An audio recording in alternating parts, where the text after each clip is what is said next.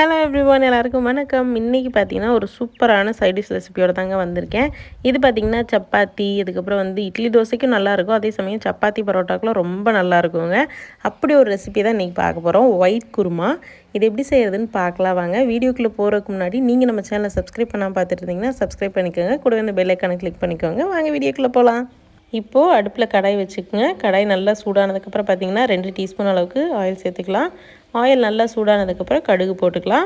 தாளிப்பு பார்த்திங்கன்னா எப்போவுமே எண்ணெய் நல்லா சூடானதுக்கப்புறம் தாங்க போடணும். ஸோ எண்ணெய் நல்லா சூடானதுக்கப்புறமா கடுகு போட்டுக்கலாம். கடுகு நல்லா பொரிஞ்சு வர்றப்போ சோம்பு சேர்த்துக்கலாங்க. சோம்புக்கு அப்புறம் பார்த்திங்கன்னா வாசனைக்காக ஒரு சின்ன துண்டு பட்டை, 2 கிராம்பு, ஒரு ஏலக்காய், அதுக்கப்புறம் பார்த்திங்கன்னா ஒரு பச்சை மிளகாய் ஒரு ஃப்ளேவருக்காக, அதுக்கப்புறம் பார்த்திங்கன்னா கருவேப்பிலை எல்லாம் சேர்த்து நல்லா பொரிஞ்சு வரட்டுங்க.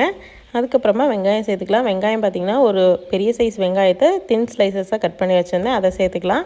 வெங்காயம் நல்லா வதங்கினதுக்கப்புறமா ஒரு அரை தக்காளி சேர்த்துக்கலாங்க. தக்காளி பார்த்திங்கன்னா ஒரு லைட்டாக புளிப்பு டேஸ்ட் இருக்கணும் குருமாவில், அதுக்காக நான் சேர்த்துறேன். தக்காளி லைட்டாக வதங்கினா போதும், ரொம்ப குக்காக வேண்டாம். இப்போ தேவையான அளவு வெஜிடபிள்ஸ் சேர்த்துக்கலாம். கேரட்டு, பீன்ஸு, பொட்டேட்டோ, அதுக்கப்புறம் பார்த்திங்கன்னா காலிஃப்ளவர் நான் ஆட் பண்ணியிருக்கேங்க. நம்மளோட சாய்ஸ் ஆஃப் வெஜிடபிள்ஸ் தான், எது வேணாலும் ஆட் பண்ணிக்கலாம். இப்போ இதை லைட்டாக வதக்கி விட்டுட்டு மூடி போட்டுருங்க. இது நல்லா குக் ஆகட்டும். தண்ணி எதுவும் ஊற்ற வேண்டாம், அப்படியே வதங்கட்டும். இப்போது மசாலா அரைச்சிக்கலாம். ஒரு 1/4 கப் அளவுக்கு தேங்காய், 2 டேபிள் ஸ்பூன் அளவுக்கு பொட்டுக்கடலை, முந்திரி ஒரு 4-5 சேர்த்துக்கிறேங்க, நல்ல ஒரு திக் கிரேவி கொடுக்கறதுக்காக. அதுக்கப்புறம் இஞ்சி, அதுக்கப்புறம் வந்து பூண்டு. இஞ்சி பார்த்திங்கன்னா 1 இன்ச் அளவுக்கு, பூண்டு ஒரு 5-6 பூண்டு, சோம்பு ஒரு 1/2 டீஸ்பூனுக்கு கொஞ்சம் குறைவாக, அதுக்கப்புறம் கசகசாவை தண்ணியில் ஊற வச்சுருந்தேன், அது ஒரு 1/2 டீஸ்பூன், அதுக்கப்புறம் 2 பச்சை மிளகா. இது எல்லாத்தையும் நல்லா மைய அரைச்சி எடுத்துக்கோங்க. இப்போ இந்த சைடில் பார்த்திங்கன்னா நம்மளோட வெஜிடபிள்ஸும் நல்லா குக் ஆகிருச்சுங்க.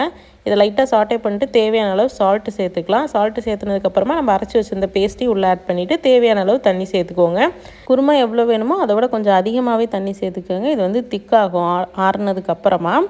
இப்போ வந்து வேக வச்சுருந்த பச்சை பட்டாணி சேர்த்துக்கலாம். அதுவும் பார்த்திங்கன்னா ஒரு 2 டேபிள் ஸ்பூன் அளவுக்கு சேர்த்துருக்கேன். இப்போ இது எல்லாத்தையும் நல்லா கலந்து விட்டுட்டு கொதிக்க விட்டோம்னா நம்மளோட ஒயிட் குருமா சூப்பராக ரெடி ஆயிருங்க. பாருங்கள், நல்லா கொதிக்க ஆரம்பிச்சிருச்சு.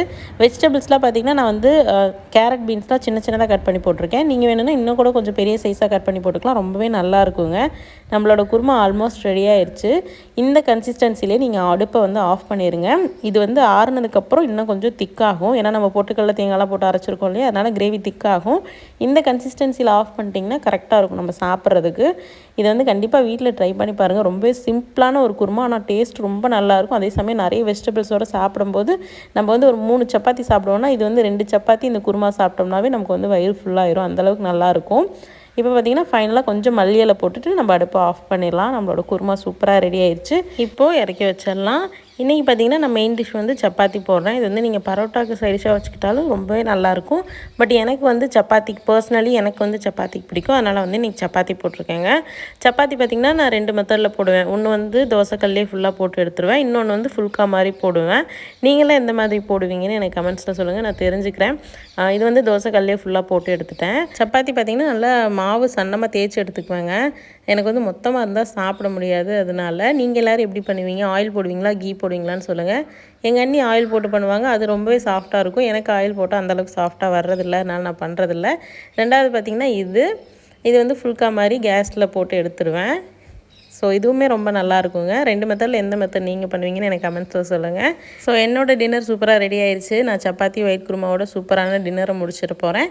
நீங்களும் வீட்டில் ட்ரை பண்ணி பார்த்துட்டு எப்படி இருந்ததுன்னு கீழே கமெண்ட்ஸில் சொல்லுங்கள். உங்கள் எல்லாரும் இன்னொரு இன்ட்ரெஸ்டிங்கான வீடியோவில் சந்திக்கிறேன். அதே மாதிரி நீங்கள் ஏதாவது வீடியோஸ் நம்ம சேனலில் பார்க்கணும்னு நினச்சிங்கன்னா அதையும் கீழே கமெண்ட்ஸில் சொல்லுங்கள். நான் சீக்கிரமே போஸ்ட் பண்ண ட்ரை பண்ணுறேன்.